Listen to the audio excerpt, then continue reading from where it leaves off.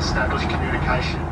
This week on Aussie JetSetter, we're flying on one of Virgin Australia's oldest aircraft, on a quite unusual of routes you may not even knew existed. We're attempting to, with the keyword being attempted, to fly on one of only a few remaining Virgin Blue era Boeing 737-700 aircraft, on the rather infrequent seasonal summertime service between Perth and Launceston, Tasmania. And even better, and quite ridiculously, we're actually flying in business class, whether a stroke of good fortune or simply a pricing error, as it was cheaper than economy. But is that where all the seemingly good fortunes end, as the most unlikeliest of reasons for a mid-air diversion threatens to derail the whole business class experience? Will I finally make it to Tasmania? Or will I be stranded back where I started in Perth overnight? So without further ado, come join me to find out what happened on what was the most unusual and quite frankly most bizarre flight I've ever been on.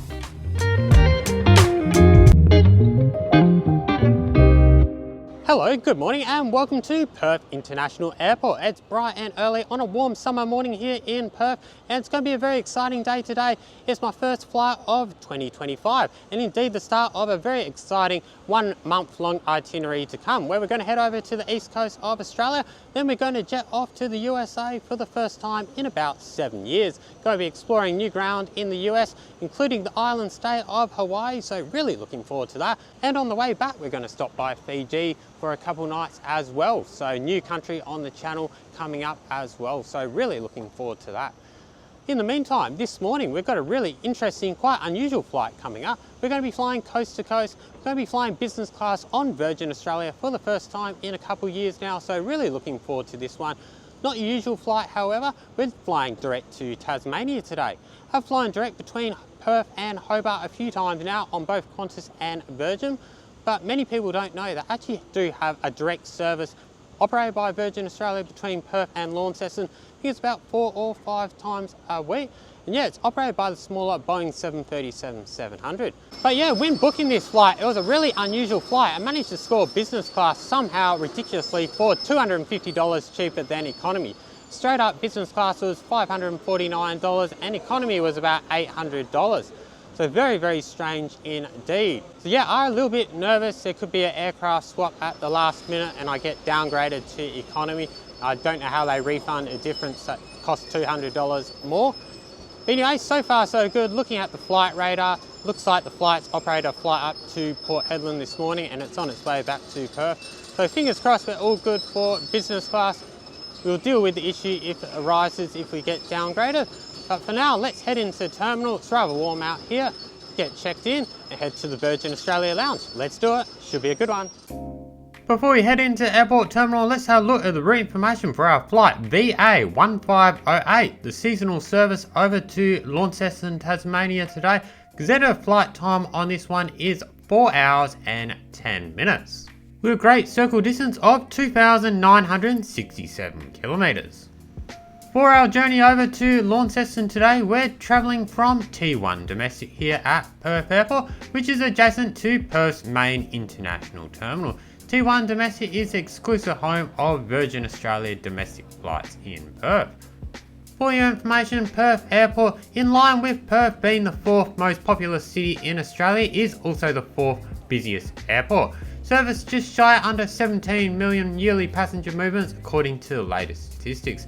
4 main terminals here in Perth. You got T1 Domestic, home of most Virgin Australia services. You also got the original and main international terminal, which is T1 that we're walking through now.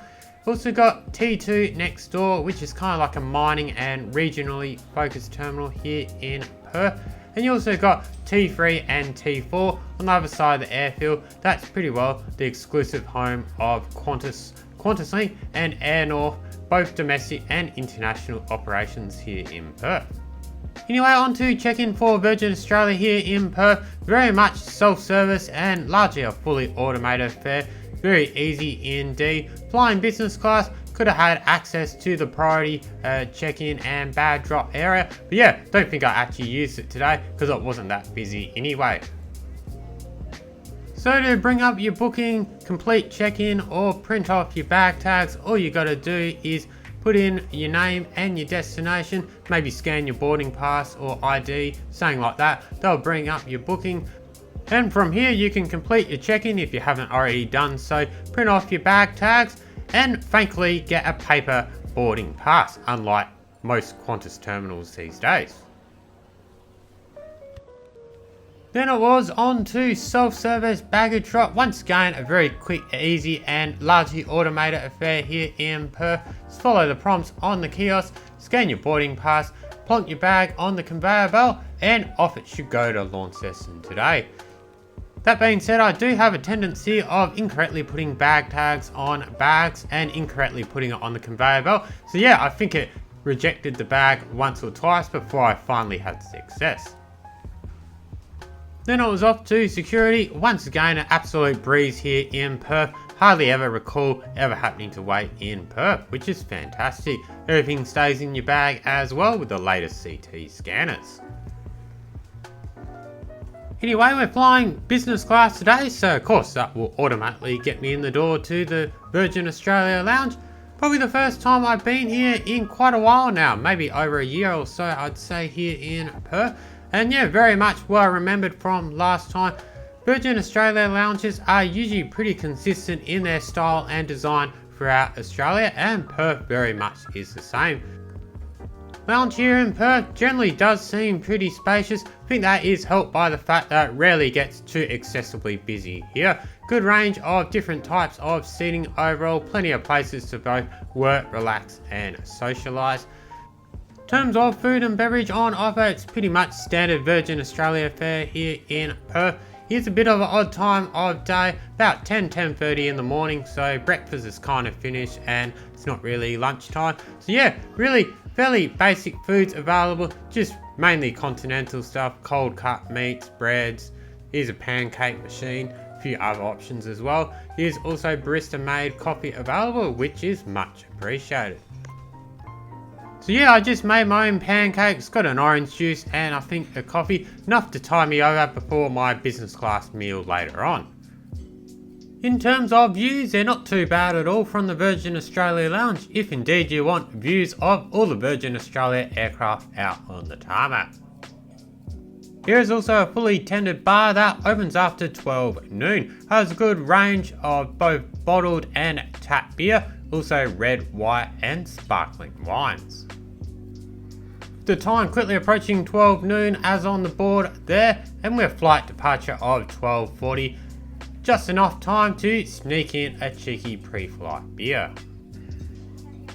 And with that, cheers to a great first flight of 2025. And overall, a very pleasant couple hours in the Virgin Australia Lounge this morning. But yeah, let's now head over to gate 47, where our ride is waiting to take us to Tasmania.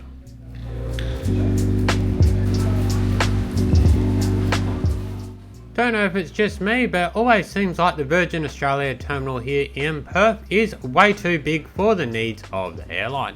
Make me wonder one day whether other airlines will move into this terminal as well, because it just seems way too big for Virgin's needs. Anyway, before we get underway with boarding, what better time now to have a quick look at our ride, which I had hoped would be taking me to Launceston, Tasmania today. So we're flying on Victor Hotel, Victor Bravo Zulu, a nearly 20-year-old Boeing 737-700, first delivered direct to Virgin Blue back in August of 2005, then was renamed in Virgin Australia's colours back in May 2011. Anyway, let's go on board this Virgin Blue era 737-700, second oldest left in Virgin Australia's fleet. Boarding pretty much commenced on time. Flying business class obviously was entitled to priority boarding or any time at my leisure. And just like that, welcome aboard our ride over to beautiful Tassie today, seated right up the front in seat 1A. Compared to Virgin Australia's huge fleet of Boeing 737-800 aircraft, there's only actually 9 737-700s in the fleet. These are the smaller variant of the Boeing with a total of 128 seats. As you can see, business class on Virgin Australia is a very small cabin indeed, just 8 seats across 2 rows in a standard 2-2 configuration. Seat pitch is reasonably okay at 37 inches with a slightly wider seat at 19.5. Being seated at the bolt head, you'll find your tray table pops out from the armrest on the left hand side. On the right hand side, you've also got a nice little storage cubby and USB charging. Between the 2 seats, you'll also find a convenient little cocktail table, convenient just for having a drink. Pre-departure drinks were also offered as well, choice of sparkling water, orange juice or sparkling wine. I went for the latter, which I don't think is even offered on Qantas in business class. Anyway, we're pretty well about to push back now, so more about the business class seating and onboard service with Virgin Australia once we're firmly in the air. But what better time now to push back, enjoy our taxi out to the runway and our takeoff out of Perth today.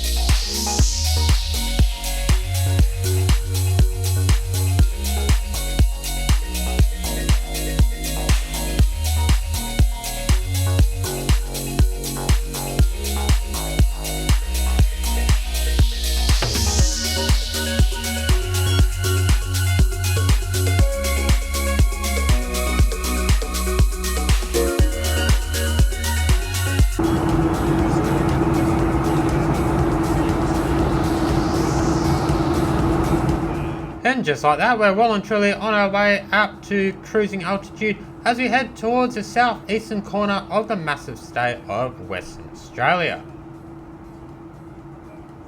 Anyway, as we didn't get much time on the ground to fully appreciate the Virgin Australia business class seating, let's have a look at it in more detail now. So the tray table pretty well pops out and then flips out again from the left hand side of the armrest.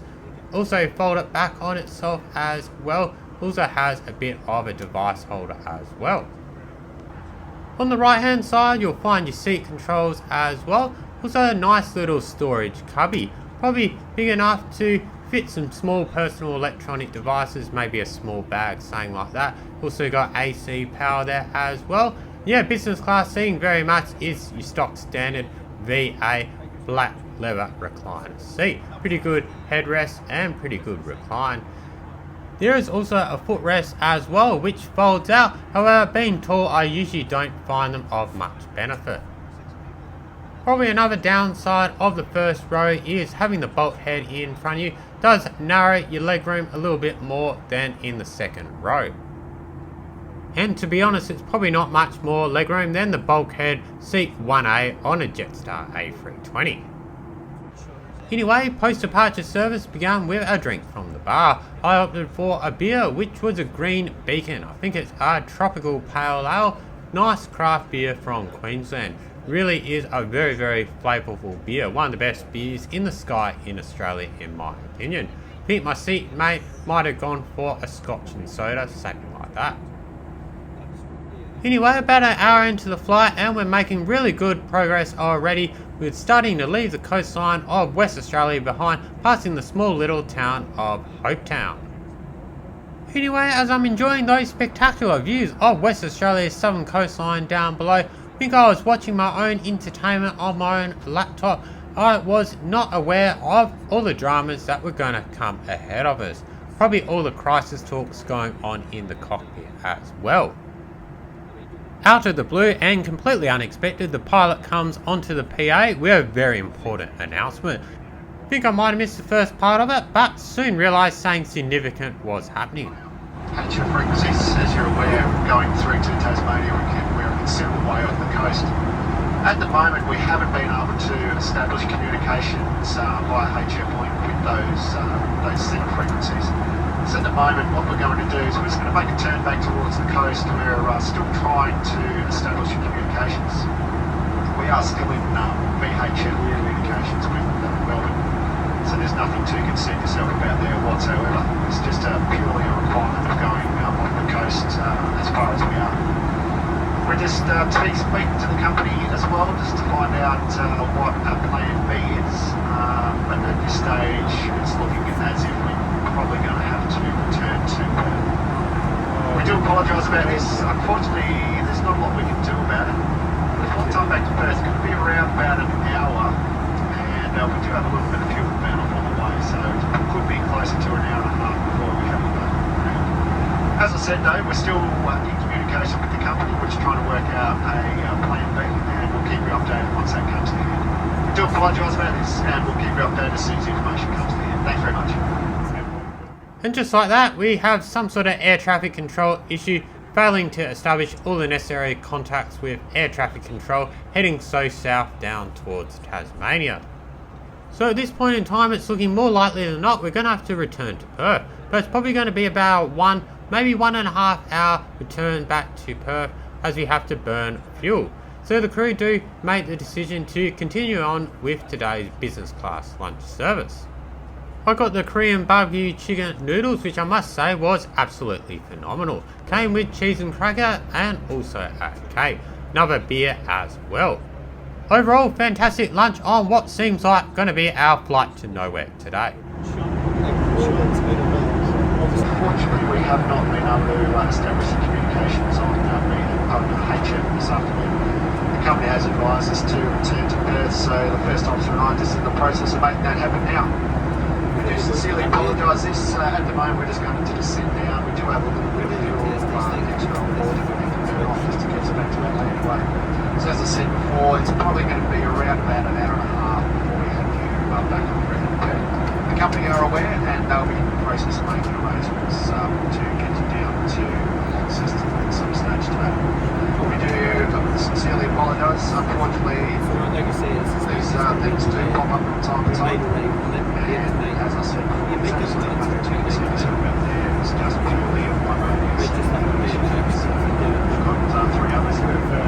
Anyway, I'll give you updates on our progress as we continue back to Perth. I'll sit back place and I'll update you as soon as information comes in. Thanks for your help. So with our announcement from the pilot, looks like it's pretty well all confirmed that we now have to unfortunately return to Perth. Just a matter of now entering a holding pattern over West Australia's farming and agricultural wheat bowl region. This point in time, it also appears that the plane would be too heavy overweight with fuel if we were to come directly back to Perth for a landing. So that means we likely will have to enter a holding pattern and or drop the landing gear to burn off some extra fuel. Anyway, while we await our return to Perth, let's quickly check the onboard lavatory on the 737-700. One at the front for business class passengers and two at the rear for the rest of the aircraft's 128 passengers. All in all, fairly stock standard aircraft lavatory. Appears to have most of the basic essentials, doesn't appear to have a baby change table however. Overall fairly neat and tidy for this stage in our relatively short flight. Now back at my seat, you can see we appear to be in a bit of a holding pattern high above West Australia's wheat belt region. Also pretty noisy outside as well. I believe the pilot has dropped the landing gear to increase aerodynamic drag, which will in turn increase the fuel burn we need to get to Perth quicker. I'm proceeding now on to Perth. You probably heard the gear come up there and the noise get turned off. So the good news is we'll have you disembarked safely in about 20 minutes. It's beautiful conditions up here in Perth. It's 30 degrees for the skies and southwesterly breeze. Once again, on behalf of your crew and the company today, we sincerely apologise about the delay in today's service. We believe the company is looking at, or they're in the process of getting another aircraft or flight through to Launceston. We are just slightly out of range to confirm those details at the moment, but we should have those to you hopefully before we commence our descent. If not, as soon as we land, we'll have a customer service agent meet the aircraft and they'll be able to give you full information on the flight through to Launceston. Once again, I do sincerely apologise and we'll have you starting in about 20 minutes to last through. Thank you. And just like that, after a couple hours in the air and our unexpected flight to nowhere today, we're about to make our final approach into Perth. So what better time now to sit back, relax and enjoy our unexpected return to Perth Airport. Then once on the ground, I'll go over today's very unusual business class experience with Virgin Australia and how I thought the airline dealt with this most unusual of circumstances.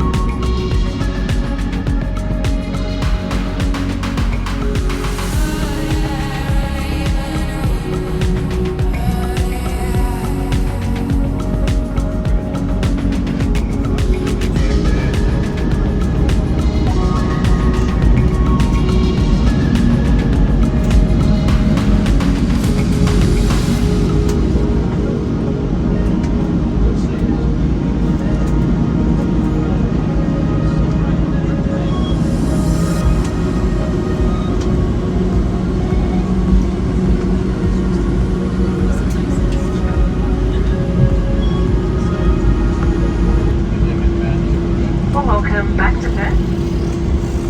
For the time being, we would ask that all guests remain seated with their seatbelt fastened, even when the seatbelt sign is switched off. This will just give me enough time to confirm with ground crew what your next actions are. As soon as I get the information from them about what we're doing, I will let you know. As always, smoking, vaping, using e-cigarettes is not permitted in the airport. You can use your mobile phones now if you'd like to text or call loved ones to let them know about the delay today. At this stage, I am not sure whether we're disembarking straight away or whether we're hanging around on the aircraft, but like I said, as soon as I find out some more information, I will let you know. But for now, just stay in your seats, even once that seatbelt sign is switched off, until I can give you some further information. Once again, we do sincerely apologise for the delay and disruption to your service today, and hopefully we can get you underway as soon as possible. And just like that, we're back on the ground in Perth. Who would have thought, for the second time today? Always a relief to get back on the ground after any flight, let alone a flight when you had issues up in the air. no point during the flight did I ever feel like safety was at risk. But yeah, nonetheless, always good to be back on the ground. Thankfully, it didn't appear to be a case that we lost all contact with air traffic control. That would have been very much alarming. Looks like we did, however, not establish all the necessary contacts to go so far south over the ocean to Tasmania. Considering how far and remote off the southern coastline of Australia we're going to be flying today, it was absolutely the right decision in my opinion to head back to Perth, because that would be one of the worst places to have communication troubles should an issue arise. But aside from putting safety first, the crew really handled the situation the best they could in my opinion. Pilots constantly kept us informed of the latest developments and exactly what they were doing to rectify the situation to get us back to Perth as quick as possible. Also thought the cabin crew did a really good job of trying to keep the business class service going as much as possible, even though we'd be returning. And you're on your way to Launceston. Once you get to the top of the gate, you can turn left, head down to gate 147 Alpha. There's an aircraft and crew waiting for you there. Once again, we do apologise about the disruption today, but of course we've done all we can. So have a great flight now, man. Trust you enjoy this day. Cheers. And just like that, as we unexpectedly disembark back into Perth, not Launceston. How good is that? It appears the crew's efforts in the air to try and organise a replacement aircraft to take us to Launceston today have really paid off. Apparently there's literally an aircraft waiting at the gate to take us to Launceston. When I first heard the news that we'd probably have to return to Perth, really didn't think we were going to get to Launceston the same night. First thing that came to mind was that Launceston probably would have a curfew. But obviously it must not have a curfew, otherwise we would simply not be able to get there today. We're now being mid-afternoon in Perth, coupled with the fact that Tasmania during daylight savings is 3 hours ahead of Perth. We're now looking likely to be lucky to get there by midnight, which if there was a curfew, we would simply not be able to fly. So all in all, my reflections on today's most unusual flights to nowhere with Virgin Australia. Overall, I really enjoy my business class flight, even though we ultimately didn't get to Launceston. Thought the crew all round handled the situation really well, even if it was probably out of Virgin's control. Thought I was kept well briefed on the unfolding situation at all times, and the crew really worked hard to get a satisfactory plan B in place so we'd get to Launceston the same night. Anyway, that's it for part 1 of this 2-flight journey to Launceston today. But be sure to join me for part 2 of this unexpected 2-flight journey to Launceston. See how Virgin Australia do when it comes to organising a very hurriedly organised rescue replacement flight. See what the service was like on that one as well. And whether I ultimately had any detrimental effect on the continuation of my business class journey. Anyway, if you have enjoyed these most unusual flight reviews, please be encouraged to like, comment and subscribe to the channel if you haven't already. But until I see you for part B of this continuing journey, safe travels wherever that might take you.